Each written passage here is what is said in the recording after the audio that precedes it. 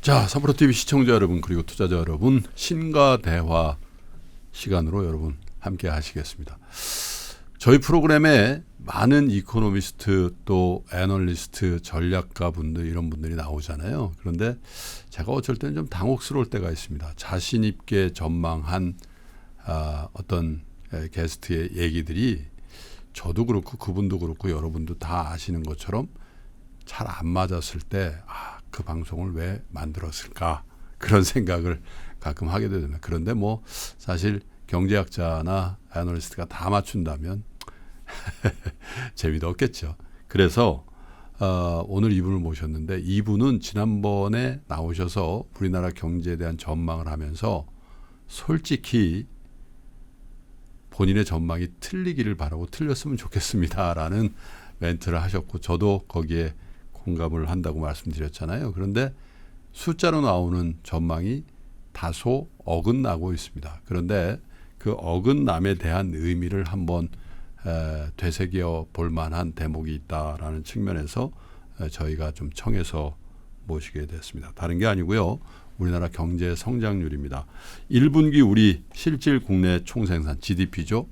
성장률이 1.3% 나왔습니다. 이게 2021년 4분기에 1.6% 이후에 가장 높은 성장입니다. 대체로 이 성장을 계속하면 우리는 매우 우리의 기대치에 부합하거나 그걸 초과하는 성장률을 기록할 수도 있을 것 같습니다. 그런데 여러분도 그러시고 저도 그렇고 다들 공감하시지만 우리가 체감하는 경기는 이 숫자를 믿을 수 없을 정도로 냉랭하잖아요. 그 차이의 의미도 한번 같이 되새겨 보도록 하겠습니다. LG경제연구원의 조영무 박사님 모시죠. 어서 오십시오, 박사님. 네, 안녕하십니까. 네, 지표가 잘 나왔어요. 수출도 괜찮고 건설 투자 민간 소비도 예상보다는 호조급 회복세라고 하는데 어떻게 보고 계시는지요? 정말 경제가 좋아진 겁니까? 결론부터 말씀을 드리면요. 예. 당초 예상보다 선전하고 있습니다. 예. 그런데 경제가 좋아졌다라고 하는 신호로 보기에 좀 찜찜한 부분들이 보입니다. 예. 그래서 오늘은 그 부분에 대해서 예. 말씀을 드리려고 하고요. 예. 여기에는 예상되었던 효과가 우선 작용한 겁니다. 예상되었던 효과라고 하는 것은 기저 효과, 베이스 이펙트라고 하는 거죠. 예. 그러니까 경제 성장률은 GDP의 증가율이고 직전 분기든 전년도든 상황이 안 좋아서 숫자가 안 좋았으면 출발선이 낮기 때문에 네. 그 다음에 증가율이 자연스럽게 높게 나오는 그걸 흔히 효과죠. 기저 효과라고 하죠. 네. 그 부분이 작용을 한 겁니다. 그건 예. 예상되었던 부분입니다. 결국은 말씀 주신 것처럼 올해 1분기에 한국 경제 성장률이 전분기 대비 1.3%가 네. 나왔고요. 예. 그것은 지난해 한국 경제 성장률이 연간 전체로 1.4%에 불과할 정도로 상당히 부진했던 그걸 한 분기에 성장한 거죠. 그렇습니다. 예. 어떻게 보면 그러한 기저 효과가 크게 작용을 한 것이고요. 상징적이라고 볼 수가 있는데 건설 투자의 증가율이 3.3%가 나왔습니다. 네. 특히 경제 성장이 1.3% 나올 때 그 안에서의 이 건설 투자의 기여도가 0.5%포인트에 달했으니까 네. 1.3 중에서 0.5가 건설 투자에서 성장이 그래 이루어졌다라고 건설 경기 안 좋다고 하는데. 네, 볼 수 있는데 예. 사실은 그래서 제가 이 말씀을 드리는 겁니다. 왜 이렇게 건설 투자 증가율이 1분기에 높게 나왔느냐. 그것은 직전 분기인 지난해 4분기에 건설 투자 증가율이 마이너스 3.8%로 상당히 안 좋았기 때문입니다. 예. 한마디로 전분기나 전년도에 성장률이나 증가율이 뚝 떨어져서 나오면 그냥 보통 수준만 해도 증가율이나 상승률이 튀어오르는 그러한 그렇죠. 효과가 이번에도 작용을 한 겁니다. 그래서 이러한 부분은 어차피 지난해 성장률이 1.4%밖에 안 나왔다라고 하는 네. 것을 저희가 알고 있었기 때문에 예상되었던 부분인데요. 사실은 1분기 경제 성장률 속보치가 1분기 3월까지가 끝나고 나서 한 25일 만에 그래서 4월 25일쯤에 속보치가 발표되었죠. 근데 발표된 1분기의 이 성장률 1.3%를 보고 저는 사실은 좀 찜찜했습니다. 아까 말씀을 드린 네. 것처럼. 왜냐하면 우선 기저 효과가 예상이 됐지만 그런 기저 효과를 감안하더라도 너무 높다. 특히 그냥 단순히 높다라고 하는 것에서 끝나는 것이 아니라 다른 경제 지표들과 좀 어긋나는 부분들이 있었습니다. 네. 그러니까 불일치한다라고도 볼 수가 있는데요. 가령 이런 겁니다. 경제 성장률은 가장 짧게 집계되는 게 분기 아닙니까? 그렇죠. 그래서 1분기의 경제 성장률이 25일이 지나고 나서 속보치가 나오고 그리고 한 75일이 지나고 나서 잠정치가 나오고 이런 식으로 나옵니다. 그러니까 우리는 분기에 한 번씩밖에 이 성적표를 확인할 수밖에 없죠. 그렇죠. 근데 반면에 그래도 좀 매달 우리 경기가 어떻게 흘러가고 있는가를 보여주는 지표가 있습니다. 다소 커버리지하는 데이터의 범위가 다르긴 합니다만 통계청에서 발표하는 산업활동 동향 예. 데이터죠. 이건 매달 나옵니다. 그래서 사실은 1분기 경제성장률 속보치가 나왔을 때 올해 1월과 2월의 산업활동 동향 데이터는 이미 발표가 되어 있었거든요. 예. 근데 이 올해 1, 2월의 산업활동 동향 데이터를 보면 특히 소비와 투자가 뭐 전년 동월 대비건 전월 비건 상당히 많은 영역에서 마이너스 증가율을 기록을 한 숫자들이 있었습니다. 전년 동월이 아니라 전분기 전월 대비나 전분기 대비도 예, 그렇습니다. 그래요. 그리고 뭐 종합적이라고 볼 수 있는 생산 쪽에 있어서도 사실은 마이너스가 나타났던 적이 있었거든요. 그래서 제가 보기에는 이게 월별 지표와 한 분기를 다 더한 이 경제 성장률 지표가 좀 얼라인되지 않는다라는 생각을 가지고 있었고 그것은 어떻게 보면은 조금 인정할 수밖에 없는 부분이 좀 있습니다. 뭐냐면 방금 말씀드린 것처럼 1분기 경제 성장률의 속보치가 1분기가 끝나고 나서 25일 만에 나오니까 4월 25일쯤 나왔는데요. 그렇다 보니까 사실은 이 통계를 만드는 한국은행 쪽에서 마지막 달에 해당되는 3월의 데이터는 사실은 충분히 다 확인을 못하고 이 속보치를 내시는 부분이 있습니다. 그래서 속보치를 내고 그 다음에 보정을 해서 잠정치를 내고 확정치를 내고 하잖아요. 맞습니다. 그래서 제가 그때도 좀 연락을 많이 받았었는데 1분기 속보치가 1.3% 성장률이 나오고 나서 이걸 어떻게 보시느냐. 근데 그때 기억하실지 모르겠습니다만 이 성장률이 발표되고 나서 굉장히 많은 해외 IB들이라던가 또는 전망 기관들이 바로 올해 한국 경제 성장률 전망치를 많이 높였습니다. 근데 저는 그때 뭐라고 말씀을 드렸냐면 좀 찜찜한 부분이 있다.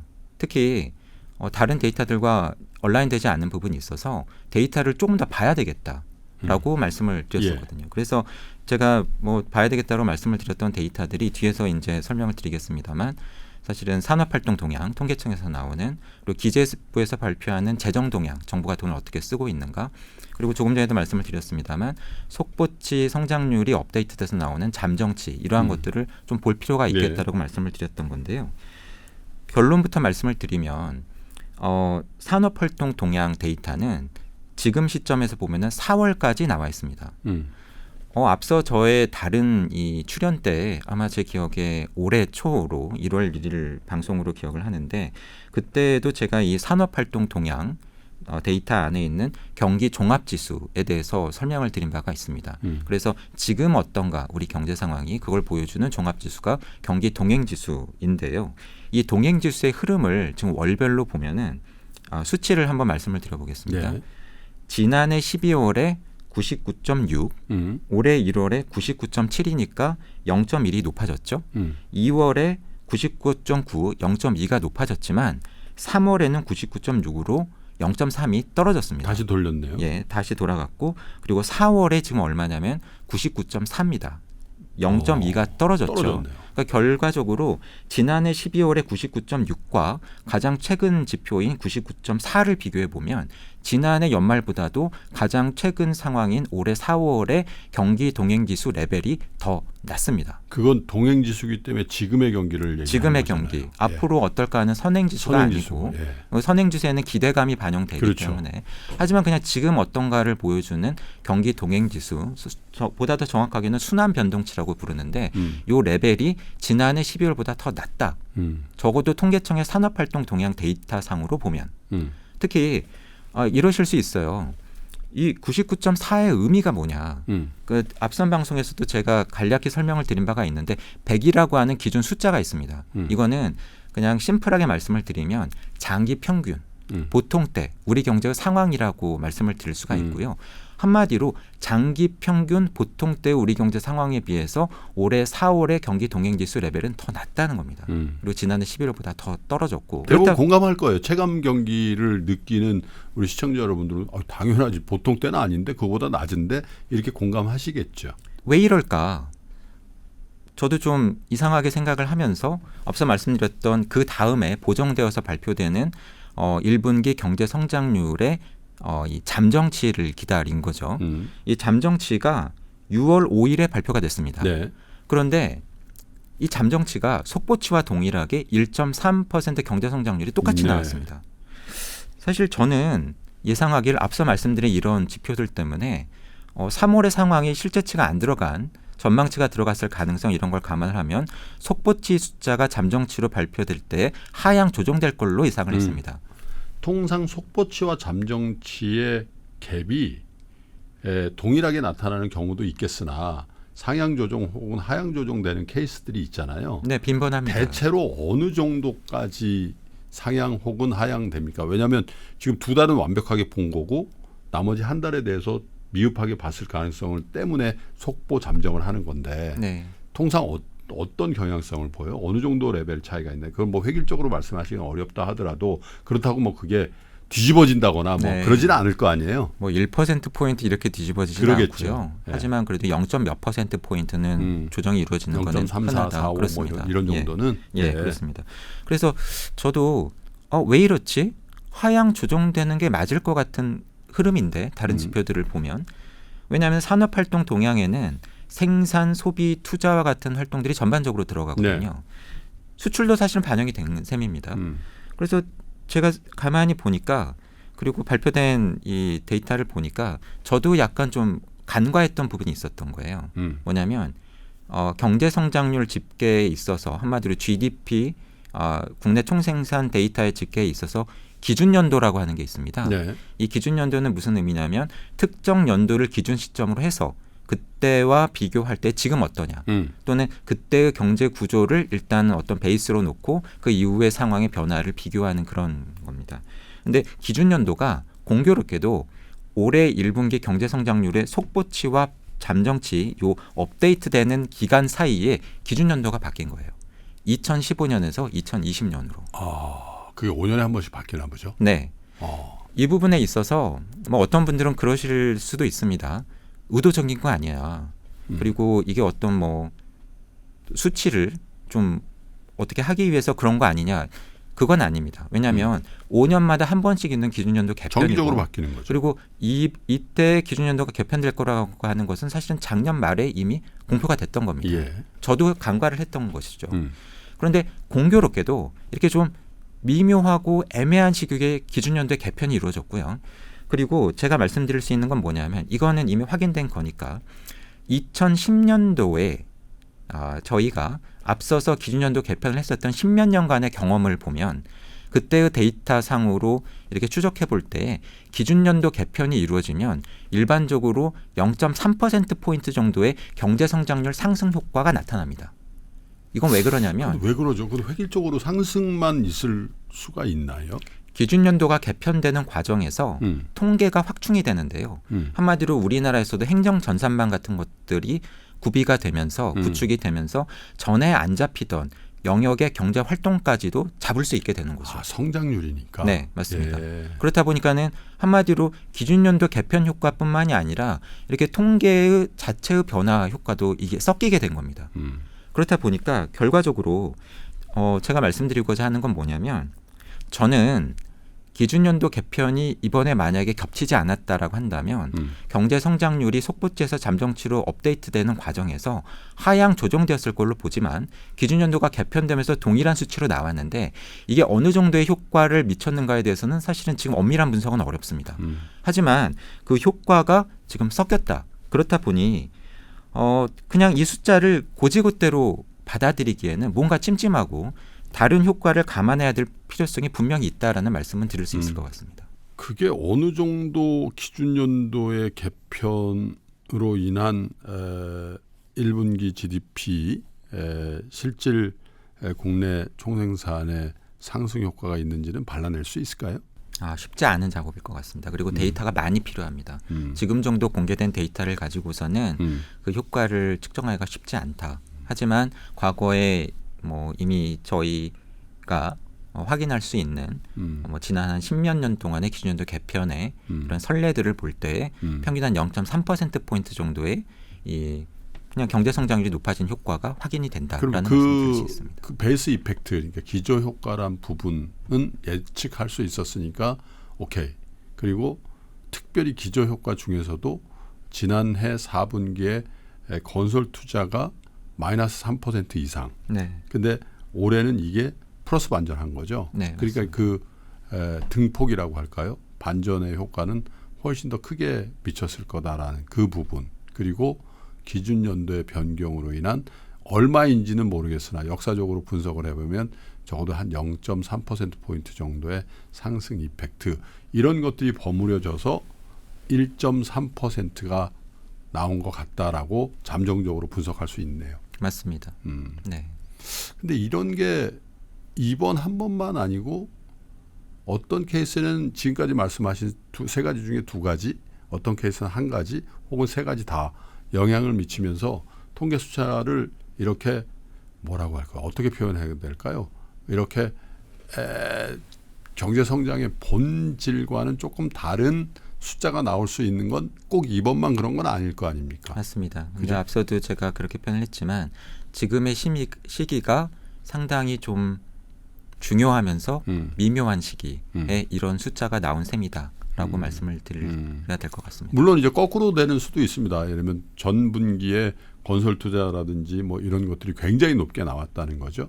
그 다음에 이게 조금 낮게 나오면 기저 효과, 역기저 효과라고 하는 그런 경우에 통계 숫자도 우리가 계속 봐왔을 겁니다. 그죠? 그런데 올해 1분기는 그런 영향들이 있었을 것이다 이렇게 생각하고, 그래서 어쩌면 1.3%라는 건 편하게 말씀드리면 이 추세로 가면 뭐 한 5% 성장하는 거죠. 뭐 그럴 그냥 수 있습니다. 산술적으로 보면 네, 이건 미국처럼 연율로 연율로 감안해서 나오는 게 아니라 전 분기 대비해서 네. 1.3%니까 네. 또 2분기에 전 분기 대비, 즉 1분기 대비 1.3%를 하고 또 1.3% 하고 또 1.3% 한다면 대충 4% 이상 성장하는 거죠. 이렇게 말씀드리면 조금 더 이렇게 직접적인 감이 오실 수 있겠네요. 저 같은 일을 하는 사람들이 어느 정도로 수치를 전망하고 있는가를 사실은 정기적으로 조사를 합니다. 근데 그런 일종의 이 폴이라던가 컨센서스 같은 쪽에서 볼 때 이번에 1분기 한국 경제 성장률이 발표되기 전에 전문가들이 예상했던 이 컨센서스 네. 또는 금융시장의 전망치가 전분기 대비 0.5에서 0.6이었습니다. 그러면 곱하기 4 하면 2% 초반. 뭐 그 정도. 네. 근데 사실은 그 2배가 넘는 숫자가 나온 오. 겁니다. 네. 그러네요. 물론 가능성이라는 측면에서 이런 성장률을 계속 이어갈 가능성은 그렇게 많지 않아 보이지만, 그럼에도 불구하고 2% 초반 정도 조금 안 좋게 보는 분들은 2%에 달랑달랑 할 거다라고 하는 전망치를 감안하면 벌써 1분기에 반 이상 채운 거네요. 그죠? 맞습니다. 왜 이렇게 최강 경기는 안 좋아요? 제가 만난 100이면 100, 10이면 10 전부 다 아유 힘들어요. 특별히 식당하고 다른 형태의 자영업 하시는 분들은 지금 폐업률도 굉장히 높아져 있고, 그죠? 그리고 그런 분들이 금융거래를 통해서 디폴트하거나 아니면 연체를 하는 뭐 그런 숫자들도 저희 매일 보고 있습니다만 매우 높아지고 있던데 네. 왜 이렇게 갭이 많이 날까요? 최강 경기와 지표로 나타낸 경기 간에. 사실은 저도 최강 경기에 관한 질문을 받으면 예. 그런 말씀을 그동안 많이 드려왔습니다. 예. 주관적인 거다. 예, 원래 그런 거다. 그러니까 최강 경기라는 용어도 예. 있지만 최강 물가라는 용어도 있지 않습니까? 그건 맨날 올라가더라고요. 네, 그래서 뭐 뉴스나 예. 또는 이런 조사 기관에서 물어보면 예. 응답하시는 분들이 물가는 항상 높다고 하죠. 그러니까 물가 안정돼서 네. 살만해요라는 뉴스 인터뷰는 한 번도 본 적 없어요. 경제에 대해서 물으면 경기는 항상 어렵다고 네. 하고 원래 그런 거야. 원래 그런 거다라고 하는 의견들이 많은 건 저도 알고 있습니다. 그게 어떻게 보면 이러한 주관성이 개입될 수 있는 체감 경기나 네. 체감 물가의 특징입니다. 근데 저는 말씀드리고 싶은 게 지금 상황은 방금 말씀드린 것처럼 그렇게 치부해 버리는 것은 좀 조심할 필요가 있다. 예. 그렇게 생각하거나 응답할 만한 개연성이 있다. 그리고 그게 지금부터 하나씩 말씀을 드리겠습니다만 제가 보는 이러한 통계 데이터, 경제 지표로도 그러한 흔적들이 보인다. 그럴 계열성들이 확인이 된다. 그 얘기는 말씀을 드릴 수 있을 것 같습니다. 원래 그런 거야라고 치부하기에는 조금 튀는 숫자들이 보인다는 말씀이시죠. 그러실 만하다. 그럴 상황이다. 어떻게 보면 지금 우리 경제가 지나가고 있는 지금 경기 흐름의 특징인 겁니다. 네. 그 얘기를 좀 들어보도록 하겠습니다. 사실 체감 경기와 관련을 해서는 예. 이미 많은 분들이 알고 계실 겁니다. 올해 우리 경기 흐름의 특징은 반도체 같은 항목을 중심으로 해서 수출이 잘 되고 있고 그래서 수출이 좋고 상대적으로 내수가 안 좋으면 뭐 체감 경기는 그렇게 좋은 게 아니다. 좀 덜 좋아질 수 있다. 그렇죠. 맞습니다. 체감 경기가 좋으려면 사실은 GDP의 항목 중에서 소비와 투자가 중요합니다. 민간 소비와 투자. 그런데 사실은 수출 회복만으로는 체감 경기가 안 좋아진다라고 하는 것을 저희는 이미 가까운 곳에서 봤습니다. 일본이에요. 그렇죠. 예. 아베노믹스 이후에 아주 강한 엔저 현상 하에서 일본 수출 기업들의 매출과 이익이 급증했고요. 기업들은 굉장히 좋아졌고 특히 수출 섹터가 굉장히 좋은 실적을 그래서 기록했지만 일본 증시가 사상초가 치고 있잖아요. 맞습니다. 예. 하지만 보면은 일본의 내수 경기는 여전히 좋지가 못하죠. 그렇더라고요. 왜 그러냐면 사실은 기업들이 많이 돈을 벌었지만 임금을 올려주는 것으로 잘 연결되지가 않았고 그래서 정부가 압력을 넣기도 하고. 예, 가계 소득이 많이 늘어나지 못한 일본 가계가 소비를 많이 늘리지 못했고 일본 안에서 이루어지는 투자가 그만큼 활성화되지 못하다 보니까 일본 국민들이 느끼는 체감 경기는 수출 경기 회복에 비해서 상당히 지지부진했던 네. 거죠. 그런 면에서 보면 앞서 말씀드린 것처럼 뭐 수출과 다른 지표들의 움직임이 괴리가 생길 때 소비라든가 투자의 움직임이 어떤가가 상당히 중요합니다. 수출을 말씀을 드리면 아까 1분기에 경제 성장률 1.3%가 전분기 대비 나왔다고 말씀을 드렸잖아요. 쪼개 보면 수출은 증가율이 1.8% 높죠. 민간 소비 증가율은 0.7%입니다. 1.3%보다 낮죠.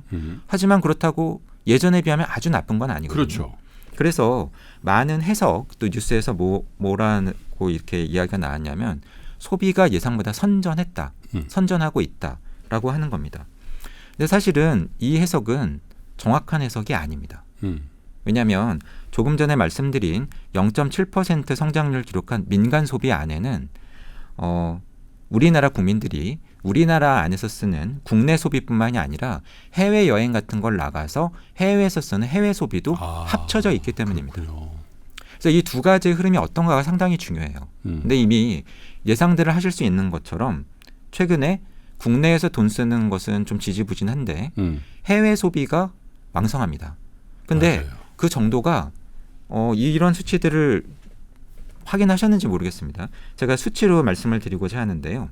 해외 소비가 급증하고 있고요. 반면에 국내 소비는 정체되어 있습니다. 제주도를 안 가고 일본을 가잖아요. 맞습니다. 단적인 예로. 그래서 수치로 한번 말씀드려 보겠습니다. 올해 1분기에 작년 1분기 대비 국외 소비 지출은 얼마가 늘었냐면 2조 7천억 원이 늘었습니다. 근데 국내에서 이루어진 소비 지출은 3천억 원밖에 늘지가 않았어요. 이렇게 한번 말씀을 드려보겠습니다. 이게 그냥 한 분기만의 현상이 아니냐. 예. 그게 아니라는 겁니다. 2022년 대비 2023년 연간으로 비교해 드리기 위해서 예. 국외 소비 지출, 해외에 나가서 쓰는 소비 지출은 1년 동안의 증가율이 68%였습니다. 예, 금액을 말씀을 드리면 2022년에는 국외 소비 지출을 15조 원을 했다가 예. 작년에는 25조 2천억 원을 한 겁니다. 증가율이 거의 70%에 육박합니다. 대단하군요. 네. 그런데 반면에 국내 소비 지출은 2022년에 1,013조 원 정도였는데 작년에는 1,025조 원 정도였습니다. 그러니까 증가율로 계산을 해보면 1.2%밖에 늘어나지 않은 겁니다. 한 해 동안. 한 해 동안. 예. 그러니까 국외 소비는 거의 70% 가까이 늘었는데 지난해 물론 모수는 굉장히 차이가 많이 나요. 차이가 많이 나죠. 하지만 그 모수가 차이가 나는 걸 방금도 말씀드렸지만 뭐 1,000몇 조 원 대비 뭐 10몇 조 원, 20조 원인데 증가한 규모가 조금 전에 말씀드린 것처럼 올해 1분기만 따져놓고 봤을 때 국외 소비 지출이 2조 7천억 원, 국내 소비는 3천억 원. 그러니까 큰 모수를 감안하면 사실은 더 드라마틱한 거죠. 그런 거네요. 네, 오히려. 그렇습니다. 그런데 중요한 건 뭐냐면 국내에서 장사를 하시는 자영업자분들이나 또는 국내에서 매출을 하고 있는 대부분의 중소기업들, 국내 기업들이 직면하는 소비 지출은 국외 소비 지출이 아니죠. 국내 소비 지출입니다. 그렇죠. 그런데 조금 전에 말씀드린 것처럼 민간 소비가 그래도 0.7% 성장을 기록을 했는데 대부분이 상당히 많은 부분이 국외 소비가 늘면서 이루어지다 보니까 사실은 이 소비가 좋아지고 있다? 이걸 체감하시기가 어려운 겁니다. 그러니까 여러분들 카드 영수증을 받으신 거예요. 근데 보면 US 달러로 막 써 있는 그 네. 비중이 전엔 2줄밖에 없었는데 이게 5줄, 6줄 있다는 거잖아요. 맞습니다. 그래서 더 최근 상황이 궁금하실 수 있잖아요. 예. 그래서 앞서 설명드렸던 통계청에서 발표하는 산업활동 동향 안에서 소비 지표에 해당되는 게 소매 판매인데 예. 이 소매 판매는 말 그대로 국내에서 이루어지는 소매 판매거든요. 그렇겠죠. 해외 소비가 아닙니다. 네. 그래서 이 소매 판매를 보면 앞서 말씀드렸던 국내 소비 지출의 동향을 먼슬리 월별로 알 예. 수가 있는 거예요. 예. 근데 이게 4월까지 나왔습니다. 근데 이 증가율을 보면은 전년 동월 대비 증가율이 수치를 말씀드려 보겠습니다. 산업활동 동향안의 소매 판매 증가율 올해 1월에 마이너스 3.3%. 그러다가 2월에 조금 늘어서 0.8% 플러스를 기록했다가 3월에 다시 마이너스 3.4%, 4월에 마이너스 2.6%. 한마디로 올해 들어서 2월을 제외하고는 1월과 3월, 4월에 계속해서 이 소매 판매 증가율은 전년 동월 대비 감소하고 있는 겁니다. 예. 그래서 결국은 소비가 부진하다.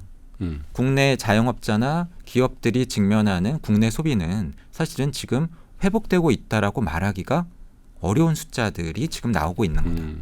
그러네요. GDP 통계안에 포함되어 있는 민간 소비는 해외 소비 숫자가 포함돼서 나오다 보니 그나마 양호한 것처럼 보이지만 그게 최강 경기로 연결시키기는 어렵다라는 이야기인 겁니다. 그건 좀 심각하네요. 투자는 어떻습니까? 기업들이 하는 투자를 만약에 한국에다가 삼성전자나 하이닉스가 공장을 지으면 국내 투자잖아요. 네. 우리 기업들이 미국의 애리조나나 미국의 조지아에 가서 그 공장 짓는 그건 어떻게 잡혀요? 중요한 지적이세요. 네. 앞서도 설명을 드리면서 최강 경기, 내수 경기를 결정짓는 것은 크게 두 축, 소비와 투자라고 그렇죠. 말씀을 드렸습니다. 소비는 조금 전에 말씀을 드렸고요. 예. 근데 투자는 사실은 더 우려스럽습니다. 왜냐하면 투자 증가율이 올해 1분기에 전분기 대비 마이너스 2%였거든요. 그러니까 올해 1분기에 꽤 성장률이 높아졌다고 했잖아요. 경제 네. 성장률이. 근데 네. 그 안에서조차도 이 설비 투자 증가율은 마이너스 2% 역성장을 기록을 한 겁니다. 이게 특히 또 좀 눈에 띄는 대목은 뭐냐면 요즘에 다행스럽게 반도체 경기가 회복되고 있죠. 네. 그래서 삼성전자나 하이닉스와 같은 국내 반도체 기업들이 실적이 빠르게 좋아지고 있습니다. 네. 주가도 많이 올랐어요. 많이 올랐고. 그런데 그런 걸 떠올리실 거 아니에요. 이전에 저희가 경험했던 반도체 슈퍼 사이클. 시기로 따지면은 2017년, 18년 정도에 해당이 됩니다. 맞습니다. 근데 요즘에 이 경기 흐름을 보면 예. 그때 저희가 과거에 경험했던 반도체 슈퍼 사이클과 상당히 다릅니다. 특히 투자 쪽이 그렇습니다. 직접적으로 말씀을 드리면 사실은 예전에 저희가 경험했던 반도체 슈퍼 사이클 당시에는 경제 성장률이 높아졌었는데 네. 생각보다 투자 증가율이 그걸 주도했습니다. 의외시죠? 아마 그러실 겁니다. 우리가 반도체 해외 수출 많이 했으니까 수출이 많이 늘어서 수출의 경제 성장률 기여도가 높아져서 성장률이 높아졌던 거 아니야?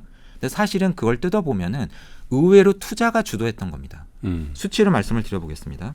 조금 전에 말씀드렸던 2017년 한국 경제 성장률은 3.4%를 기록했습니다. 네. 기억하시는 숫자 조금 다르실 수 있어요. 이게 왜 그러냐면 앞서 말씀드렸던 기준연도 개편으로 과거 데이터가 싹 바뀌었기 때문입니다. 2020년 기준연도 개편에 의하면 2017년 한국 경제 성장률은 3.4%였어요. 슈퍼 사이클이라고 불렸습니다. 근데 그때 경제 성장률이 3.4%가 나오는데 항목별로 없는 만큼 기여를 했느냐? 설비 투자의 성장 기여도는 1.4%포인트였습니다. 꽤 높죠. 그런데 순수출의 경제성장 기여도는 마이너스 1.6%포인트입니다. 의외죠. 이게 수출 항목인 것 같은데 마이너스입니다. 이게 왜 그러냐면 순수출이라고 말씀을 드렸잖아요. 여기에는 수출 활동뿐만 아니라 수입 활동도 포함되었기 그렇죠. 때문입니다. 수출이 많이 늘면 성장률이 높아지지만 수입이 많이 늘면 그건 성장률을 떨어뜨리는 요인이거든요. 네. 그래서 이 두 가지를 네트 상계시켜서 순수출로 이 경제성장 기여도를 일반적으로 계산을 하거든요. 그래서 수출은 그 해에 경제성장 기여도가 0.9%포인트 어쨌든 플러스였는데 수입이 많이 늘다 보니까 이 수입 쪽에서 경제성장률을 2.5%포인트 깎아먹었던 겁니다. 예. 그러니까 요약을 하면 이런 겁니다. 반도체 수출이 많이 이루어졌지만 수입도 많이 이루어졌고 투자가 왕성하게 이루어지면서 사실은 실제로 경제 성장률을 많이 높였던 건 의외로 투자였다. 근데 올해 1분기를 한번 말씀드리겠습니다. 예. 올해 1분기는 아까 말씀드린 것처럼 전체 경제 성장이 1.3%가 나왔는데요. 설비 투자의 경제 성장 기여도는 마이너스 0.2%포인트입니다. 반대죠. 마이너스입니다. 네. 반면에 순수출의 경제성장 기여도는 0.8%포인트입니다. 무역 흑자가 났다는 얘기잖아요. 꽤 높죠. 예. 근데 여기서도 약간 의외인 게 뭐냐면 앞서는 수출에서는 플러스였지만 수입에서 큰 폭의 마이너스가 나와서 앞선 2017년 숫자가 그랬다고 말씀을 드렸잖아요. 근데 2014년 1분기에는 수출의 경제성장 기여도가 0.6%포인트였는데 수입의 경제성장 기여도가 0.2%포인트 플러스입니다. 네. 이게 무슨 이야기냐면 수입이 줄었다는 얘기예요. 예. 그래서 무역 흑자는 더 커졌다는 얘기죠. 네. 그래서 이전에 저희가 경험했던 2017년의 슈퍼 사이클 당시와 비교를 해보면 설비 투자의 경제성장 기여도는 마이너스로까지 뚝 떨어졌고 특히 그 예전에는 수입이 많았는데 요즘에는 수입이 마이너스라는 이야기입니다. 그럼 이것을 우리가 어떻게 받아들여야 되느냐. 그래서 제가 추가적으로 확인한 데이터가 뭐냐면 반도체 슈퍼사이클 때 반도체 투자가 많이 이루어졌지 않았겠습니까? 그럼 최근에 반도체 관련된 투자를 한번 본 겁니다. 네. 올해 들어서 1월부터 4월까지 누계 기준으로 기계류와 정밀기기의 수입이 어느 만큼 늘었는가를 작년 같은 기간 대비 증가율로 계산을 해보면 수입이 마이너스 5.8% 줄어든 겁니다. 특히 그 안에서 반도체 제조 장비의 증가율은 마이너스 15.5%입니다. 결국 이건 무슨 이야기냐면 실적이 급격하게 개선되고 있는 우리나라 반도체 기업들조차도 투자 안 한다는 지금 얘기네. 투자를 안 하고 있다는 얘기입니다. 그럼 여기서 가능성은 이제 두 가지를 생각을 해볼 수가 있습니다. 첫 번째 가능성은 투자를 못 하는 거죠. 투자 못 하겠어. 왜냐하면 경영 상황이 경제 상황이 너무 불확실해. 미국에서 대선이 있대. 근데 트럼프가 돌아올지도 몰라. 그러면 IRA 같은 이러한 보조 폐지될 거야. 폐지될지도 몰라. 그리고 또 중국과 얼마나 더 싸울지도 모르겠어. 네. 이런 상황에서 어떻게 장기 투자를 하겠어? 이럴 가능성이 있죠. 이건 투자를 사실은 못 하는 거죠. 유예하고 싶어 하죠. 네. 근데 또 다른 가능성은 뭐냐면 투자를 안 하는 겁니다. 특히 우리나라 안에 국내 투자를. 앞서 말씀드린 GDP 안에 이 설비 투자는 우리나라 땅 안에서 이루어진 우리나라 기업들의 투자거든요. 그러니까 소비는 우리나라 국민이 한 국내 소비, 해외 소비 다 포함하는데 네. 기업들이 하는 투자는 우리나라 땅 안에서 예. 예, 서울부터 제주도까지 우리나라 땅 안에서 설비 투자한 것만 넣는다는 거죠. 맞습니다.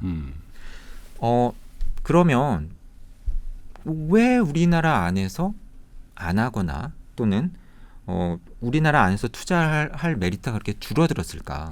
이게 좀 이유는 여러 가지일 수가 있는 거죠. 우선 다른 나라들의 압박, 뭐 트럼프가 미국, 예, 우리나라 안에다가 공장 지어, 우리나라 안에 일자리 만들어, 또는 IRA처럼 미국 안에다가 하면 보조금도 왕창 줄게. 그럴 수도 있고, 또는 국내 안에 공장을 지으려고 보니 임금도 너무 비싸고 땅값도 비싸고 금리도 높고 규제도 많고 부담스러워. 네. 이럴 가능성이 있는 거죠. 근데 조금 전에도 말씀을 해주신 것처럼 만약에 우리나라 기업들이 주력 산업이 우리나라가 아니라 다른 나라, 가령 미국 같은 쪽에 공장을 짓고 투자를 늘린다라고 하면 그게 경제 지표에 어떻게 반영이 되냐면 이렇게 반영이 돼요. 우선 우리나라 안에 투자로는 안 잡힙니다. 그러니까 GDP 안에서 설비 투자는 줄어요. 그리고 우리나라 안에 공장을 잘 안 지으니까 관련된 기계 장비 같은 것의 수입도 줄어서 수입도 앞서 말씀드린 것처럼 줄겠죠. 줄어듭니다. 예. 반면에 뭐가 늘어나냐면 미국에 공장을 짓는다라고 할 때 수출이 좀 늘겠네요. 그렇죠, 맞습니다. 예. 우리나라에서 뭔가 보내야 되지 않겠습니까? 그렇겠죠. 장비나 예. 뭐 자재나 예. 수출이 늘어요. 예. 앞서 말씀드린 것처럼 올해 1분기의 경기 흐름이 딱 그겁니다. 설비 투자 마이너스, 수입 마이너스, 수출은 큰 폭의 플러스. 그래서 사실은 이게 만약에 1분기에 끝나지 않는다라고 한다면 이건 상당한 문제가 될 수가 있습니다. 왜냐하면 자기 나라 안에 공장을 유치하려는 노력을 지금 전 세계에서 경쟁적으로 하고 있거든요. 그렇죠. 이건 학습 효과입니다. 글로벌 금융위기, 유럽 재정위기, 코로나를 거치면서 자기 나라 안에 제조업 기반을 유지하고 질 좋은 일자리를 만드는 공장을 유치하는 게 얼마나 중요한가. 특히 위기 상황에서 얼마나 중요한가를 금융위기 때 미국이 절실히 느꼈던 거죠. 유럽 재정위기 때 유럽도. 예. 그러니까 지금 모든 나라들이 자기 나라 안에 핵심 산업 공장을 유치하고 자기 나라 안에서 물건을 만들게 하고자 지금 혈안이 되어 있는 거거든요. 근데 만약에 우리나라 산업의 공장이 우리나라 안에서 만들어지지 않고 자꾸 해외에 만들어진다. 사실은 이미 알고 계시지 않습니까? 그렇게들 많이 하고 있지 않습니까? 그렇다고 한다면 이건 장기적으로 보면 올해의 성장률의 문제가 아닙니다. 이건 장기적으로 질 좋은 일자리가 우리나라 안에서 얼마나 만들어지느냐. 우리나라 가게가 앞으로 얼마나 돈을 벌 수 있느냐. 소득이 유지가 되느냐. 장기적으로 보면은 소비에 영향을 미치는 지대한 요인이 될 겁니다. 그런 면에서 보면 사실은 앞서 말씀드린 것처럼 투자의 흐름도 경제 주체들이 지금 우리나라 안에서 경제 성장률이 높아졌네. 그래서 우리가 좀 좋아졌어라고 느끼기 어려운 흐름으로 지금 나타나고 있는 겁니다. 그렇겠네요. 지금 뭐 여러분 다 아시는 것처럼 IRA라든지 뭐 이런 법안 때문에 그렇고 굵직굵직한 플랜트들, 굵직굵직한 공장들이 미국에 엄청나게 만들어지고 있지 않습니까? 한국도 네. 대만도 뭐 일본도 그렇게 하고 있는 것 같아요. 특히 한국의 대기업들, 삼성전자, 현대차, 하이닉스, LG, 에너지솔루션 이런 회사들이 대규모 공장을 미국 곳곳에서 짓고 있잖아요. 네. 그러면 그걸 짓고 있는 기간 동안에는 수출이 그것 때문에라도 늘 수 있네요. 느는 거죠. 그렇죠? 수출은 플러스입니다. 네, 수입은 줄 수밖에 없는 마이너스죠. 상황이 될 거고 왜 한국에 공장 안 지으니까 네. 한국에 설비 투자 안 하는 건 기계류, 뭐 부품 이런 거 장비 이런 거 수입이 줄으니까요. 그게 데이터로 확인되고 있는 확인되고 거죠. 있다. 네. 조영모 박사님하고 이 1분기의 서프라이즈의 결과를 낳았던 우리 경제 성장률 그 분석을 차근히 해봤고요. 그리고 왜 이렇게 경제 성장률과 체감 경기는 계속 그 괴리를 키워가고 있는지까지도 살펴봤습니다. 아마 여러분들의 이 경제를 보는 시각에 굉장히 큰 도움이 되셨으리라고 보는데요. 사실 이거는 여러분 워밍업입니다. 사실은 2부에서 여러분과 함께 경제 성장률이 우리의 투자, 우리의 기업 활동, 우리의 가계 경제에 어떻게 쓰여져야 되는지에 대한 문제 제기와 더불어서 빼놓을 수 없는 거죠.